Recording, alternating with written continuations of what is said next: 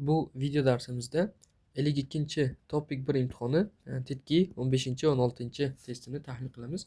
Sharti quyidagi dialogni yaxshilab eshitib, to'g'ri rasmni tanlang va 4 balldan beriladi. 15 rasmlarni tahlil qilib olamiz. Demak, birinchi rasmda ikkitasi birga mana ovqat pishirayotgan holat, erkak va ayol. Ikkinchisida erkak narsa zakaz qilyapti, ayol ofitsiant holatida unga olib kelib beryapti holat. Uchinchisida ikkitasi narsa tanlayapti, ya'ni menyudan ovqat tanlayapti. To'rtinchisida ikkitasi ovqatlanib o'tirgan holat. Demak, ayol aytyapti, muvol terilkayo sonnim, ya'ni nima beray mehmon. Muvol degani nima yoki nimani? Terilkayo beray. Nima beray? Mijoz. Mijoz. Ya'ni ayol bu yerda ofitsiant ekan, ya'ni ishchi xodim. Shunda erkak kimbab hana chusayo. Kimbab bitta bering. Kimbab endi hop yegulik, ya'ni ovqat yoki ichimlik ma'nosida keladi. Shunda javobimiz 2 bo'ladi. Ayol ofitsiant holatda faqat ikkinchi rasmda turibdi. Javob 2. Va keyingi testimiz 16 bo'ladi.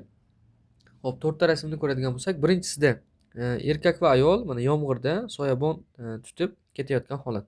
Ishga yoki uyga. Ikkinchisida mana ikkitasida ham soyabon yo'q, mana bu chetda soyabon turibdi.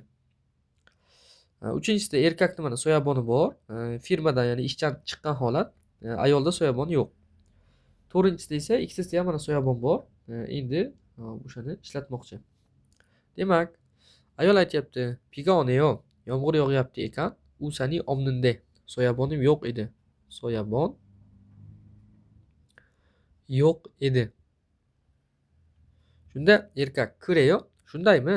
Chohago kachi soyo. Chohago men bilan, kachi degani birga. Men bilan birga. Soyo degani soyabonga nisbatan sida degani ishlatmoq ma'nosida keladi. Men bilan birga ishlating. Ishlating. Shunda ayolda soyabon yo'q holat, faqat 3-rasmda ekan mana. Ikkinchi rasmda ham soyabon yo'q, lekin erkakda bor bo'lishi kerak. Shuning uchun javob 3 bo'ladi. 3-rasmimiz, 3-javobimiz mos tushar ekan.